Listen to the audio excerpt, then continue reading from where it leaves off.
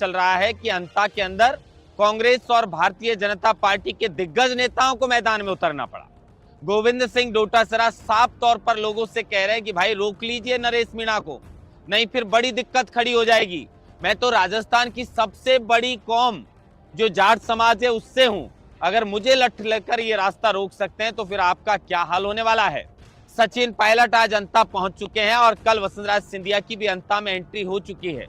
अब जिस तरीके से बड़े बड़े दिग्गज नेताओं की एंट्री इस चुनाव के अंदर देखी गई है, इस बात से आप साफ तौर पर अंदाजा लगा सकते हैं कि साफ सुथरा सुलझा हुआ चुनाव होता था अंता के अंदर बीजेपी और कांग्रेस के बीच, लेकिन नरेश मीणा की एंट्री की वजह से यहां बड़े बड़े नेताओं के पसीने छूट चुके हैं।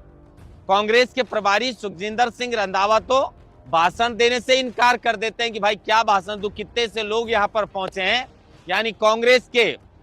जो प्रभारी हैं और कांग्रेस के जो प्रदेश अध्यक्ष हैं गोविंद सिंह डोटासरा, वो जब अंता में पहुंचते हैं तो वहां पर भीड़ को देखकर सब हैरान है कि इतने बड़े नेता के आने पर भी उन्हें कोई पानी पिलाने वाला तक नहीं मिल रहा, तो फिर आगे क्या होने वाला है। लेकिन आज सचिन पायलट जब वहां पर पहुंचे, एयरपोर्ट पर उनका स्वागत किया गया और उसके बाद जब अंता में आए तो खुली जीप के अंदर प्रमोद जैन भाया के साथ वो प्रचार प्रसार में नजर आए। उस दौरान थोड़ा समीकरण कांग्रेस का बनता हुआ नजर आ रहा था। अब वो समीकरण और वो भीड़ जो चल रही थी वो प्रमोद जैन भाया की वजह से आई थी या फिर सचिन पायलट का कारवा वहां चल रहा था। अब देखिए कुछ नेता हैं, सचिन पायलट जहां पर भी जाएंगे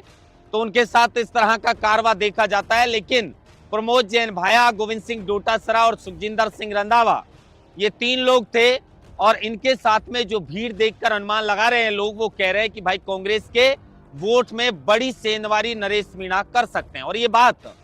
बात कांग्रेस के प्रदेश अध्यक्ष गोविंद सिंह डोटासरा खुद कह रहे हैं कि अगर कांग्रेस के वोट बैंक कट गए, कांग्रेस के वोट बैंक में नरेश मीणा ने सेंधमारी की तो सीधा फायदा भारतीय जनता पार्टी को पहुंचेगा और फिर बड़ी दिक्कत हो जाएगी।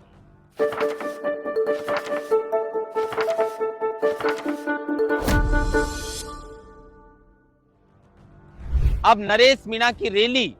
और प्रमोद जैन भाया के साथ जो लोग चल रहे हैं और मोरपाल सुमन के साथ जो लोग चल रहे हैं, हालांकि मैंने बताया कि वसुंधरा सिंधिया की भी वहां पर एंट्री हुई। वसुंधरा सिंधिया ने यह भी कह दिया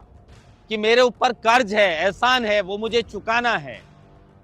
स्थानीय लोगों ने जो है वो डिमांड की कि स्थानीय कैंडिडेट को मैदान में उतारा जाए और मैंने आप सबकी बातों को सुनकर यहां पर स्थानीय मोरपाल सुमन को मैदान में उतारा है। तो इसलिए ये चुनाव किसी भी सूरत में मोरपाल सुमन को जिताना होगा। लेकिन दूसरी तरफ ये 12 के अंदर कांग्रेस और बीजेपी के मिले होने के आरोप भी कोई लगना नई बात नहीं है। नरेश मीणा और काफी लोग इस बात के आरोप लगाते हैं कि हड़ौती के अंदर कांग्रेस और बीजेपी दोनों पार्टी मिली हुई है। अब एक तरफ प्रमोद जैन भाया जिनके पीछे लंबे समय तक नरेश मीणा पड़े रहे और आज भी पड़े हुए हैं, लगातार वो पहले उनकी गिरफ्तारी की मांग करते थे, तो आज चुनाव में प्रमोद जैन भाया के पसीने नरेश मीणा ने छुड़ा रखे हैं। तो झालावाड़ स्कूल हादसे में जिस तरीके से सीधी चुनौती नरेश मीणा ने पूर्व मुख्यमंत्री वसुंधरा सिंधिया को दी थी, वसुंधरा सिंधिया भी ये सोच कर बैठी है कि किसी भी सूरत में नरेश मीणा यहां से चुनाव नहीं जीतना चाहिए।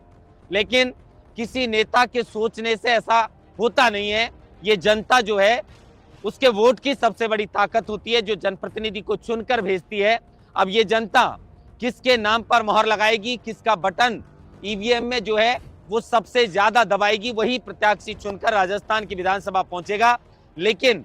यहाँ पर जो समीकरण फिलहाल देखा जा रहा है, देवली उनियारा के अंदर भी लोग ये कह रहे थे कि भाई साहब नरेश मीणा की जमानत जब्त हो जाएगी। लेकिन जब नरेश मीणा जेल के अंदर बंद थे और जब चुनाव के परिणाम आए थे तो वो चौंकाने वाले चुनाव के परिणाम थे। कांग्रेस के प्रत्याशी किस्तूरचंद मीणा जो हैं वो 30,000 वोटों पर सिमट कर रह गए थे और नरेश मीणा जो है वो 60,000 वोट लाए थे और इसका फायदा सीधा राजेंद्र गुर्जर जो बीजेपी से थे उनको पहुंचा था और उसके बाद राजेंद्र गुर्जर यहां से चुनाव जीत गए थे। लेकिन नरेश मीणा की उस वक्त चर्चा कर रहे थे कांग्रेस और बीजेपी वाले कि भाई साहब जमानत जब्त हो सकती है, लेकिन वो जमानत जब्त कांग्रेस पार्टी की हुई। नरेश मीणा कांग्रेस पार्टी से डबल मत लाए थे, लेकिन उस टाइम इतनी मीडिया भी नरेश मीणा के साथ नहीं थी, इतना नरेश मीणा का नाम भी नहीं चल रहा था क्योंकि नए नए वो देवली उनियारा के अंदर आए थे। लेकिन उसके बाद उनकी जेल यात्रा और उसके बाद लगातार उनका जो संघर्ष है, लोगों से जो जुड़ाव है, ये उनकी जो रैली है उसके अंदर साफ तौर पर आप देख सकते हैं तस्वीरों में कि जहां पर नरेश मीणा जाते हैं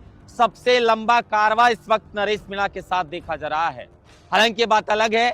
कि राजस्थान के सबसे लोकप्रिय नेता सचिन पायलट आज जब प्रमोद जैन भाया के प्रचार के लिए अंता में पहुंचे तो एक बड़ा कारवा उनके संग नजर आया, लेकिन ये सचिन पायलट का कारवा